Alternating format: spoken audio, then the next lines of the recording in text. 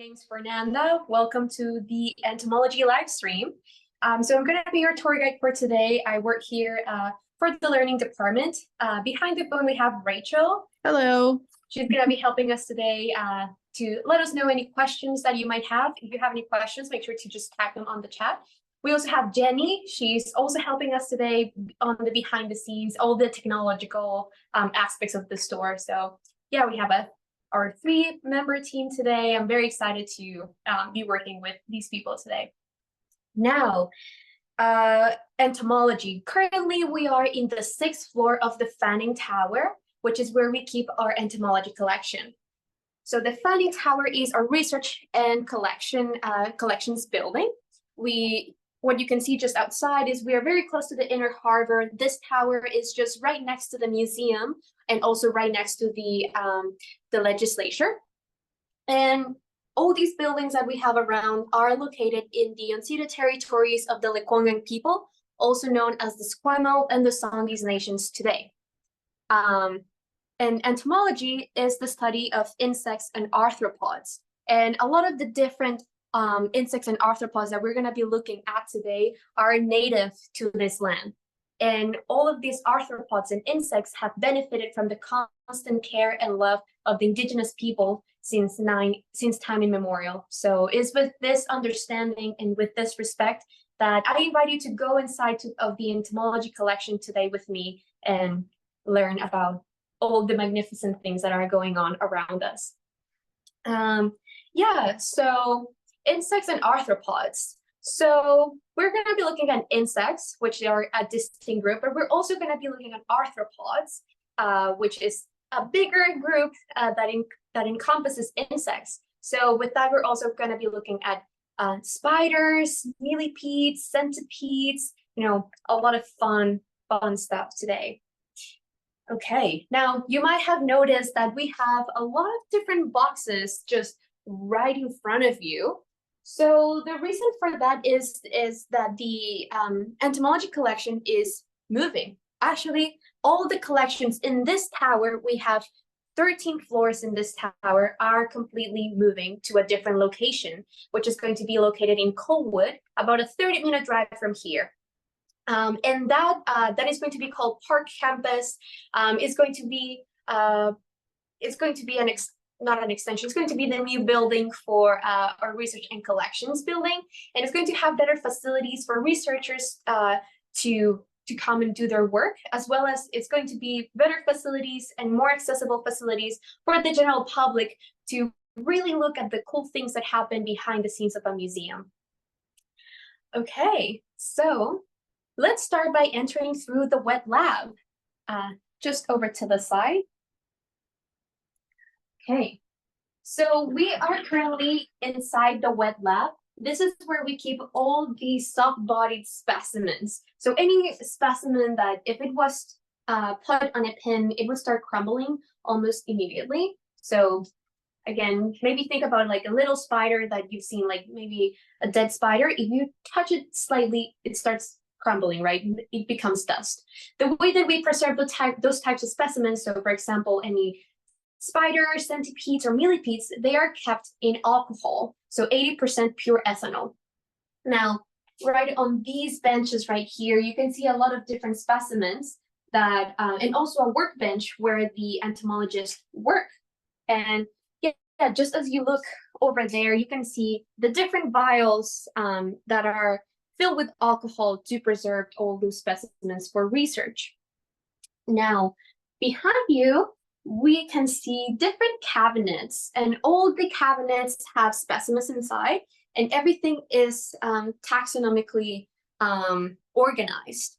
So we can look at this cabinet right here, which is, we have like different groups right here, and we have a lovely picture of some jumping spiders. So yeah, let's open this cabinet here so we can take a look at how it looks inside. So inside the cabinet, we have drawers and drawers of different specimens that are divided by different family groups, as well as the different genuses. So we have the Celtidae family here, and we can open this. So everything is also labeled so that entomologists can have an easier time looking for what they're actually looking for. 'Cause you can imagine if nothing here was labeled and nothing was organized, it would take a long time to try and figure out what everything is. So we can take one out. This is a tiny jumping spider. Most spiders actually are just millimeters long. Okay. So does anyone notice this small vial inside this vial? It's a little hard on the camera here. I'm going to try to move it as much as I can. There we go. You kind of see it. Awesome. So that vial has the reproductive system of the spider. So sometimes it's really hard to figure out what type of spider it is in the species and also for the sex. So basically the entomologists, what they do is that they dissect the spider and they take the reproductive system, put it inside that tiny vial. So by the next time that they want to look at that specimen, the work is already done. So it's an easier time for them. Yeah, and let's grab another one. And here we have more jumping spiders. So you might also notice that all the information of the spider in the specimen is actually kept inside of the vial. So it is stored with a special archival paper and also special ink so that it doesn't dissolve with the alcohol. And the reason that that information is inside of the vial is that we don't lose any information, because all the information, all the little details of like when it was found, where it was found, who found it, and also the species and like any ID would be also written inside that label. If there isn't any information associated with a specimen, then that specimen is not useful for science, for scientific research. However, that doesn't mean that it cannot be used in other ways. We have, in the learning department, we have another collection called the handling collection. And sometimes if there is like really cool stuff, it can go there and we can use it for teaching people, for learning about different aspects of life, you know? Yeah. Mm-hmm. All right. Let's continue moving. Yeah. And Jenny, if you want to pause, if there's any questions that we have, we are happy to pause here and answer of any of those. If not, we'll keep on moving here. There's just one question about, I don't know if you've mentioned it yet, but how many specimens do we have in this collection? Oh, yeah, that's a great question. So just in the entomology department, we have about 1 million specimens. In the whole collections building, we have about 7 million different belongings, specimens, and items. So you can imagine it's going to take a long time to pack everything up to make sure that we are ready to move to Park Campus. Perfect. Yep, that was the only question for now. All right. Sounds good. We'll keep going here. All right. So before we go into the dry collection, I want to bring your attention to this machine right here. So this is a critical point dryer.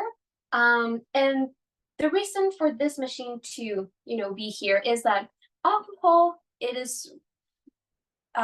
dries out the specimens. So basically, when you try to take out a specimen just directly from the alcohol, the pressure in the air is so intense that it would completely start crumbling, right? So what happens is that you can take a specimen that was in the alcohol and put it in here, and then this machine would exchange the alcohol with liquid CO2. Once that exchange has happened, the liquid CO2 goes inside all the nooks and crannies and all the cavities of the insect. And then what happens is that this machine heats to its critical point so that that specimen is stabilized. So then you're able to just take the specimen out and continue studying it under the microscope. And then you will be able to put it again in alcohol to preserve it. And you would be able to do this process as many times as the specimen could hold. Yeah, so you can even look at the CO2 tanks just right there. It's a really expensive and specialized machine that I didn't know existed before this tour, so it's really cool. And it looks very unassuming as well, Fernanda. Like you would never would have guessed a machine like that would do something so integral to the entomology floor, which is really cool. And it is especially, important when you're looking at different specimens that are just millimeters long. Because if you are trying to work with something that is so tiny and it's also crumpled, it's going to be really, really hard work. Yeah, for sure. All right, we can move to the drive collection room. So the first thing that you're gonna see here is cabinets, and here's where we think more of the traditional type of keeping specimens, so when they're pinned. But before we go and look at that, I wanted to bring your attention to this poster right here. So these are different tiny wasps, and all of these ones can be found in Canada. So I really like this poster because you can look at all the different colors and sizes and like shapes. I really love like all these different types of wings. But the actual size of these wasps are just beside the model. So this is the enlarged version, and this is how tiny they actually are. And some of them are super, super tiny. I don't know if you can even see that. Yeah, it looks very tiny on the phone here. Just that speck right there, that is the actual size of that micro wasp.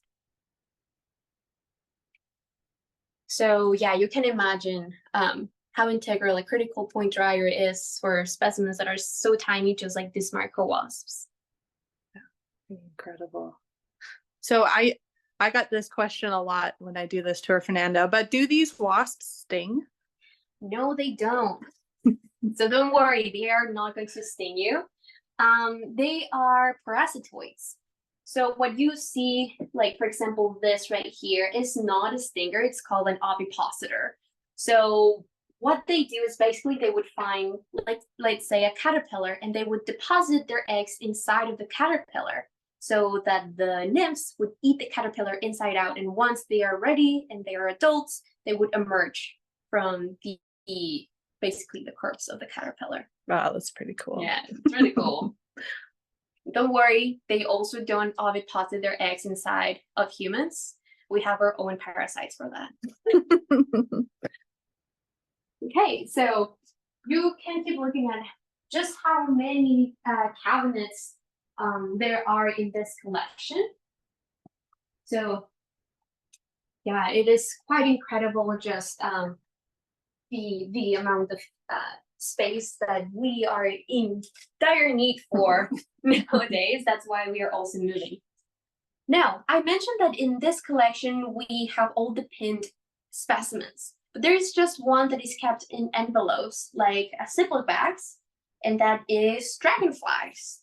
So we have a drawer just right here with all the different dragonflies, because why would we want to do this instead of pinning them is because they take a lot of space. Space is really integral when we are talking about collections. So if you can imagine, if we had our dragonflies with their wings spread out and looking like really, really lovely and beautiful, we would have like maybe 10 of them here, right?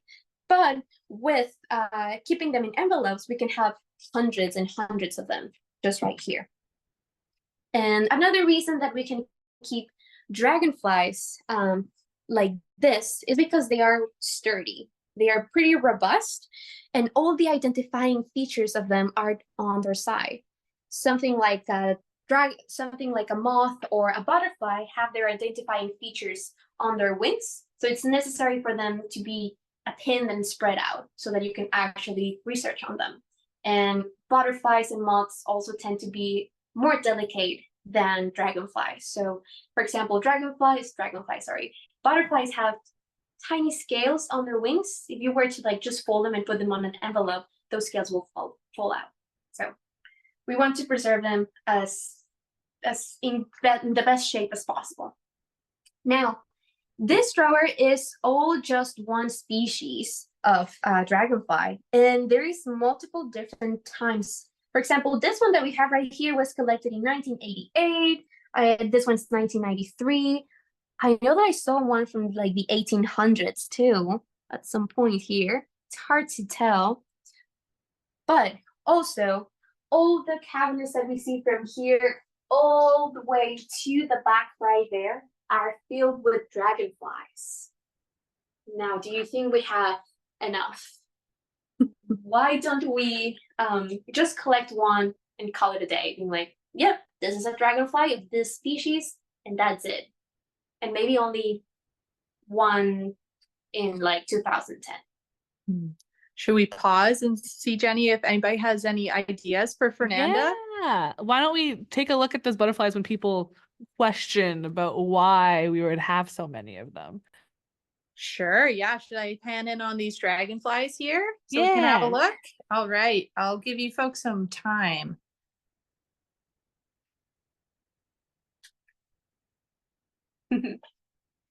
Let's see.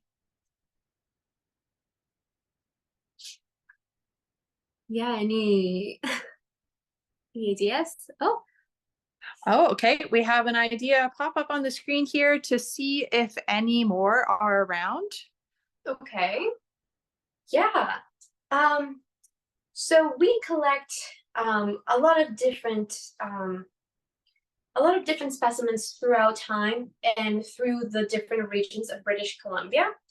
So we have, well, the museum started collecting since the late 1800s. But the reason for that is that all animals and insects are individuals. Okay, so usually when we think of, for example, insects, we see like dragonfly, we have an image of that on our head and like that's it. But they're all individuals and they're all different, just like us humans. So a good example of this is imagine that aliens were to come down to Earth and they only took one single human to learn about all of humanity. That wouldn't be a holistic approach on how humanity actually looks like. Because who are they going to pick? Are they going to grab a child, an elder, maybe someone with blonde hair, with a red hair, maybe someone that is tall, someone that is young, someone that is short? So there is a lot of variation within species, and there's also a lot of variation throughout time. So by having different specimens throughout time, we can assure that we have a better and complete understanding of that species. So has the species changed physically at all? Like maybe they're a little bit more green, or they're bigger, or they're smaller, or have they been migrating? Are they like in different spaces that they weren't before, or maybe their numbers are being reduced? So by collecting through time, through region, and with more specimens than just one, we can have that approach and have a lot more information than with just one. Yeah. I'm sorry, Jenny. I think I saw one more thing pop up on the screen there. Was there another idea as well? Yeah, there was two more ideas. Was to see how things changed over time, possibly. Okay, well done. A new insect could be discovered. So you want to collect them because maybe you don't know until you look closer that it may be a new species. Oh, yeah. Another good point as well. Yeah. And that is a great point because actually a lot of the different specimens here can spend years unidentified. You know, there is a lot of variation within with the insect population and the arthropods that and there's just so many. Just in British Columbia, we think that there is about like 35,000 species of arthropods and insects in our province. In this collection, we only have about 20,000 represented here. So there's still 15,000 that we don't know about. They might be in this collection. They have just not been identified yet. And that is also the reason that during the field season, the entomologists would go to really hard areas to reach. So they would have to go in a helicopter to alpine areas and try and collect there. All right. We have another jar over here for some really lovely butterflies. So these are called morpho butterflies, and they can be recognized by their by their blue colors. They are quite lovely. And you might also notice that there is this one right here that is not really blue. So you might be wondering, why is this one here? It's clearly not a morpho. But this is actually the underside of the butterfly. So if we were able to just grab it and turn it around, we would see the same blue color for that butterfly. All of them have this like dual type of wing, which is really cool. The blue is to attract mates, and the one that is more brown, and for example, you can see this really cool eye spots that look like owl spots, owl eyes, sorry. They're used so that they can camouflage and also pretend, you know, that I'm an owl and I'm this predator, so don't come for me, you know, to try and protect themselves. Now, these morpho butterflies are not native to British Columbia. These ones are native to South America, so warmer climates. Usually the warmer the climate, the bigger the insects. The biggest species of morpho butterfly can have a wingspan of 20 centimeters, so about this big. So imagine, that is really cool. Okay, any questions? Yeah, we could do a question pause here. Is there any more questions in the chat there, Jenny? No more questions for now. All right. Okay. Move on. Yeah, let's move on. Okay. So what we're gonna do now is that we're gonna pay a short visit to our curator, Joel Gibson. So we're gonna be entering the offices here. Oh, Hello. there it is. All right. Hi, folks. Hi. Should we come in? Yeah, let's come in. All right. Hey, so would you like to introduce yourself? I'm Joel Gibson. I'm the curator of the entomology collection here at the Royal BC Museum. So, you know, I am one of the people that works in the insect and spider collection. Ooh. And I get to do lots of fun stuff. Part of it is talking with folks who like to tune in online or in person, which is always a lot of fun. But I also get to work with insects, and there's always something interesting. Today, I'm working on a couple of things. Let's see here. Oh, I'm working on this. This is a collaboration. Sometimes is something that we do. So I'm working with some scientists in Ottawa that want to know about insects that are on endangered plants. Oh, cool. So they emailed me and said, which ones of these insects do you have? Let me take a look at them. Let me see if I can identify them. So I'm putting together these, which is what we call a loan. Now, these are little tiny plant hoppers. You might have seen them in your garden, but these ones are specifically on beaches here in British Columbia. So what I'm going to do is I'm going to send these out to my colleague in Ottawa, and he's going to look at them and try to figure out what they are, and then he'll send them back. So these are loans. Most collections do these all the time. They'll send specimens back and forth because I can't identify everything. I need to work with other people that are better at identifying it. So put them in these boxes, pack them up. I'll pack it up with more foam than this, but always lots of bubble wrap. And then we can put it in the mail so that it can get there nice and safe. Yeah. So this collection works like a library, and other researchers can request, you know, like, hey, let me see grasshoppers, right? And then they're sent out, which is really cool. What kind of insect would you be like, you would be able to identify the most? I work most with flies. So a lot of flies, which even then you're like, oh, it's not that much. It's only house flies. No, there are thousands of species of flies in just British Columbia, and in the world, there's millions of species of flies. And then even then, there's 100 different families of flies that are really different from one another. They do different things in the wild. So I spent a lot of my time learning how to identify those really good, and also be able to tell different ones, even to describe new species when there's one that we have never figured out what this one is before. So that comes up sometimes too. So good question, Fernanda. Like, that's the first thing. I usually jump in as like, oh, I'll identify the flies first, because usually I can, although there's lots of flies that stump me as well. What's your favorite species of fly? Oh, that's a hard one.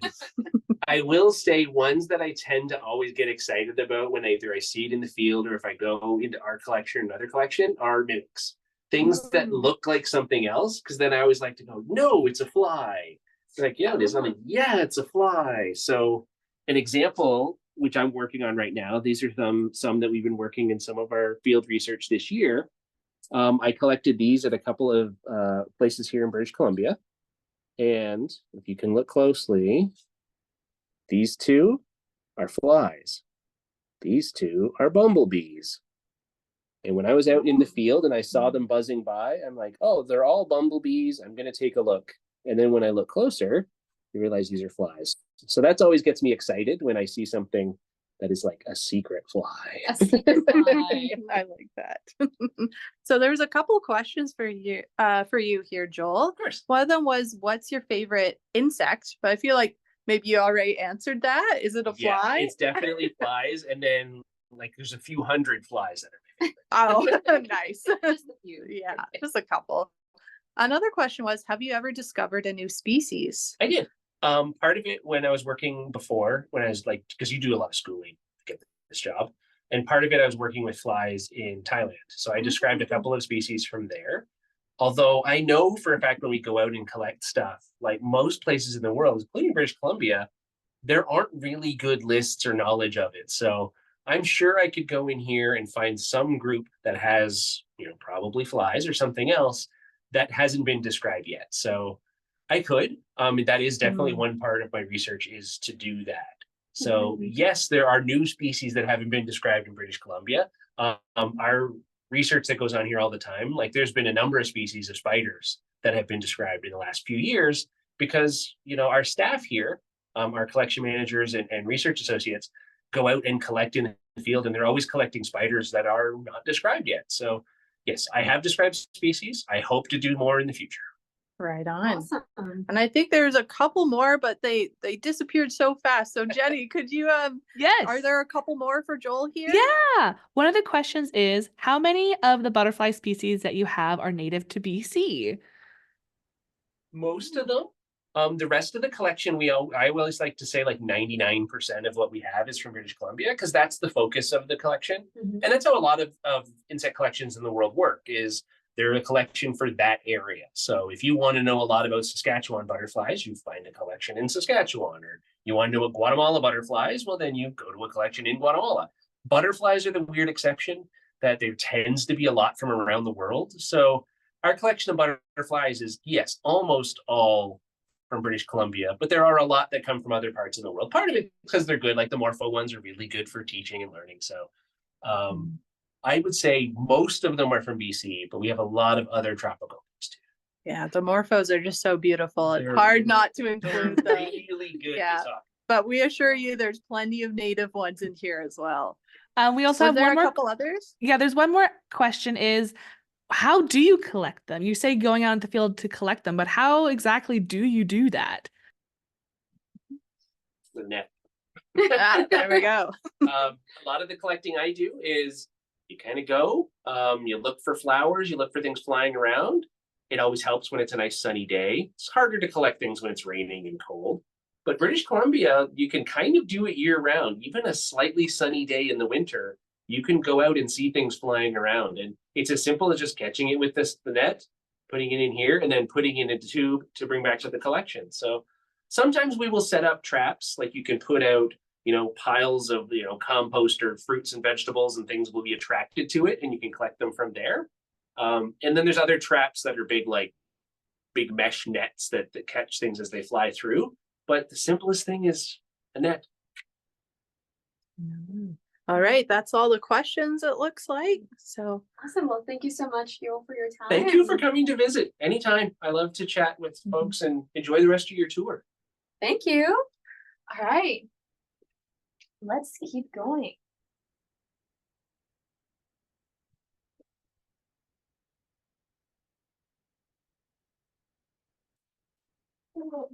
Sorry, Paul.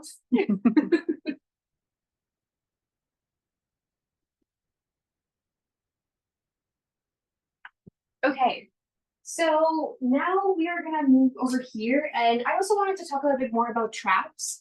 So one of the traps that Joel was talking about, it's called the pitfall trap. And basically, yeah, there's just like compost or like things that the different insects would be like attracted to. But then there is like a hole in the ground, and there is a vial of alcohol. Well, not a vial, but like a jar of alcohol. So then the little insects just, you know, having a fun time, like, oh my gosh, I just found like so many great snacks. And then it falls down into the pitfall trap. Another one is called a Malachi trap, which is basically like a big tent that has another jar of alcohol at the top. So the flying insects come and then they're like, oh no, I don't know where to go. So they are wired to go up.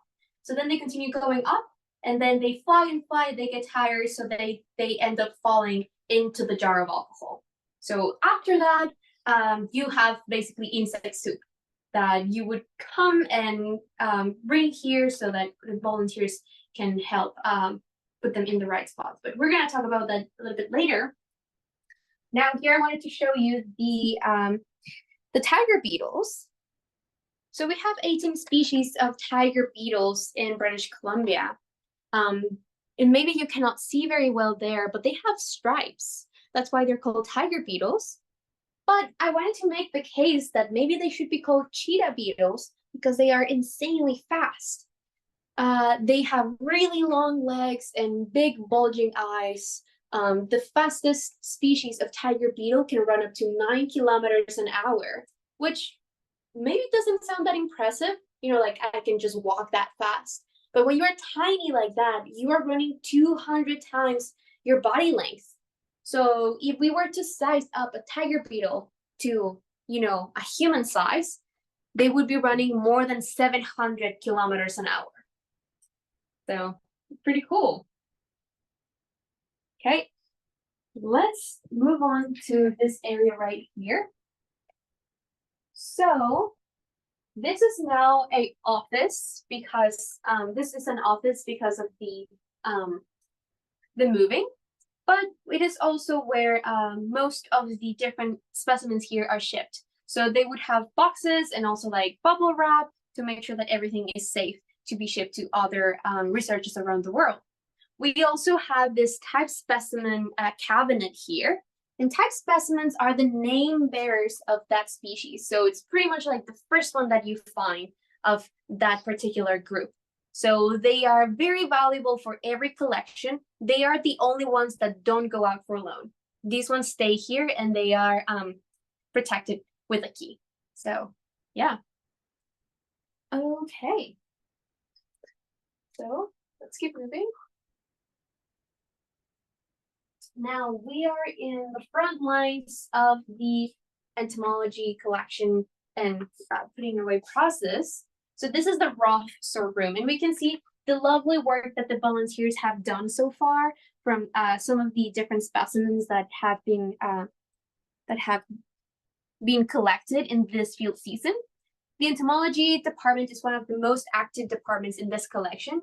Each field season, they bring about like 10,000 new specimens, and there's also about like 10,000 donations each year. So we get about like 20,000 new specimens to be sorted out in a very specific file, or they're also put in like, they can also be pinned. So volunteers are really, really valuable. They help so much doing this type of tasks. They can also help us print labels and make sure that everything is in the right spot.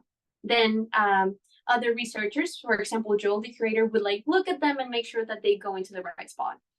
Also, the collections manager, for example, Claudia Copley, she is responsible to schedule the volunteers to come to make sure that everything's in the right spot, that all the alcohol, all the vials of alcohol are filled with alcohol. And it is a really important job and process to make sure that the collection is the best it can be, that is held good. However, it also means that we have a lot of backlog.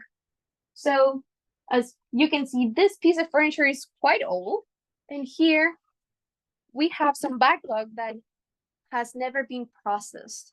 So here you can see this, this beetle larvae here.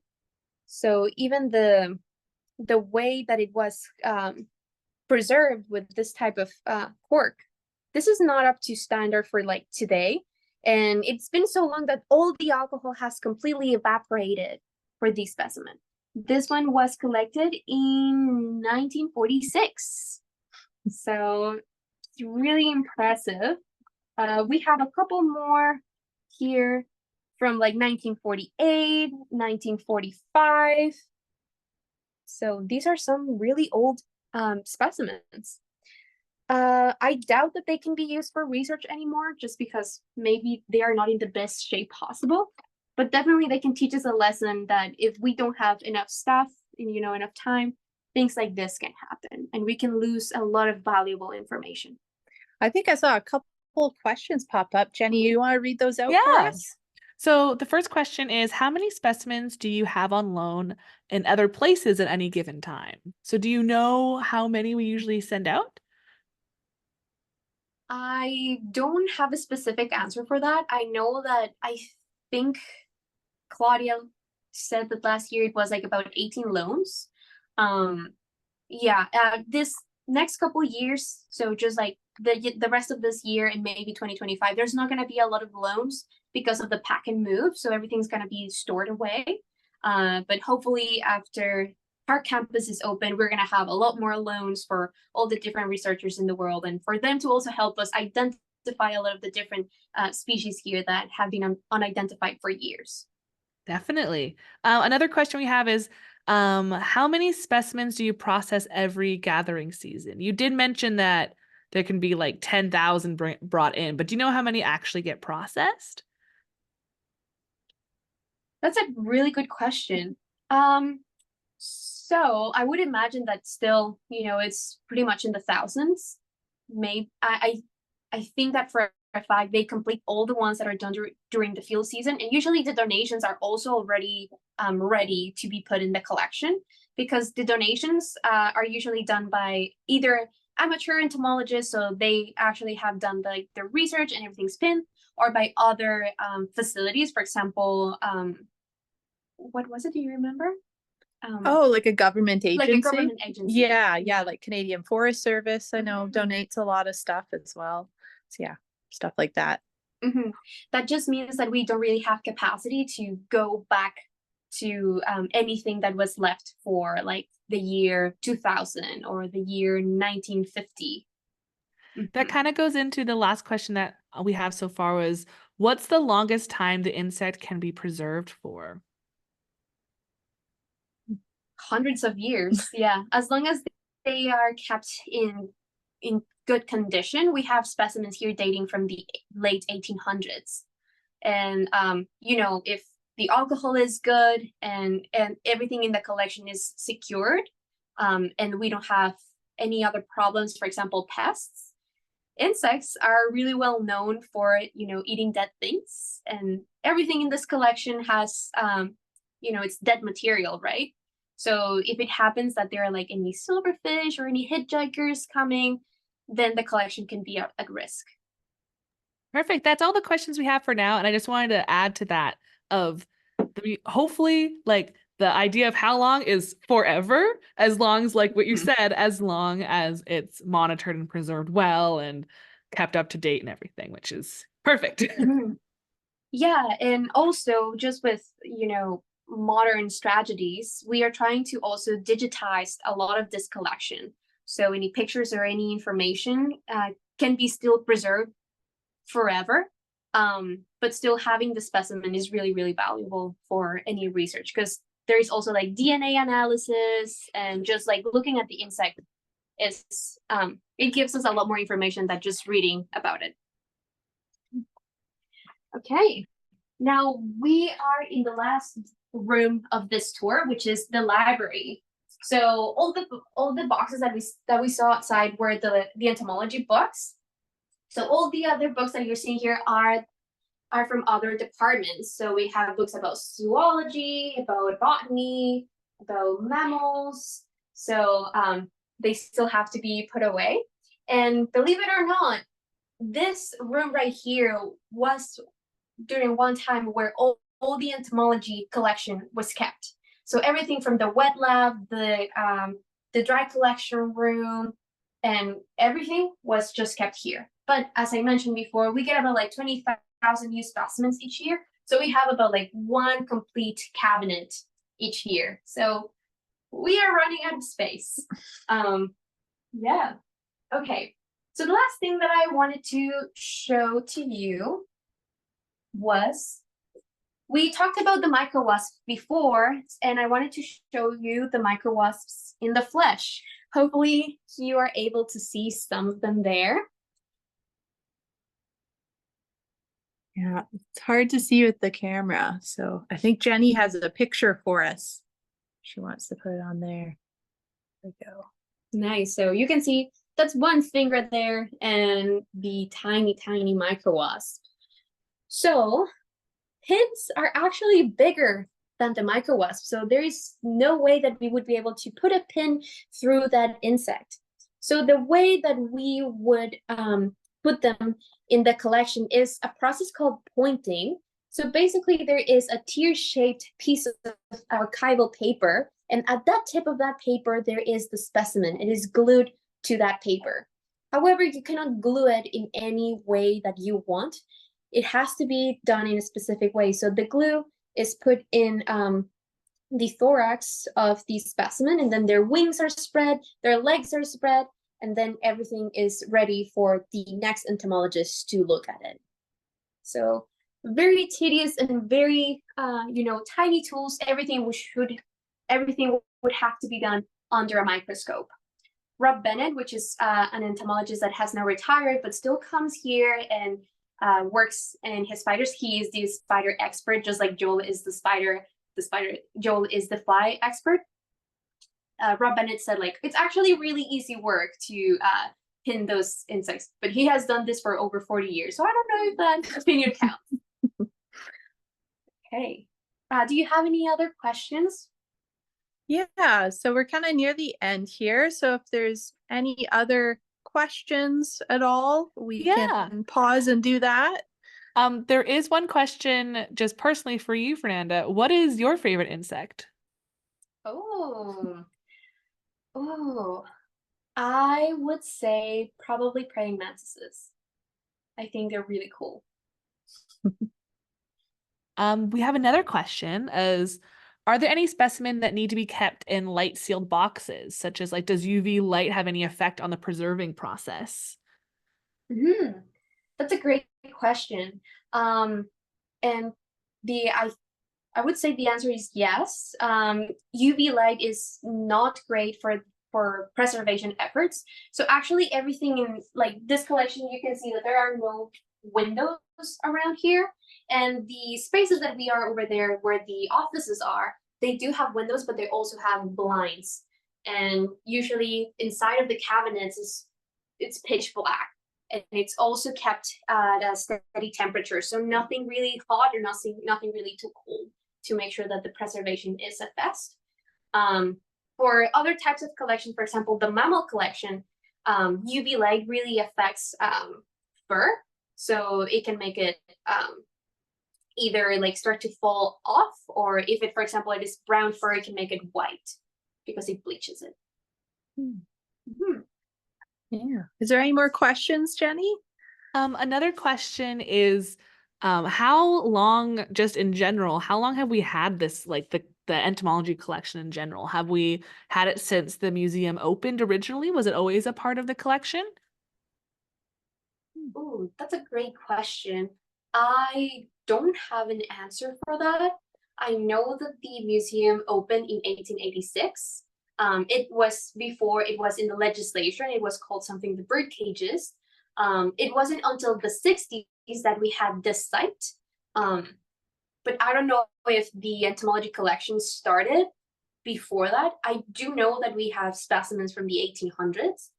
So maybe it started as a really small type of collection and then it has grown throughout the years. Perfect. That is all the questions we have for now. Yeah. Awesome. Okay. Well, this is going to be the end of the entomology live stream. Thank you so much for coming with us today and learning about all the different insects and arthropods and the role of collections in museums and research. I just wanted to bring a question to you. Why do we care? Why do all of this work? Why go outside to the field and collect insects and preserve them and identify them and have this massive collection of like 1 million specimens? If anyone has any thoughts about that. Yeah. And maybe while we're waiting for people to have some ideas, I can do another close-up of the micro wasps in this drawer here.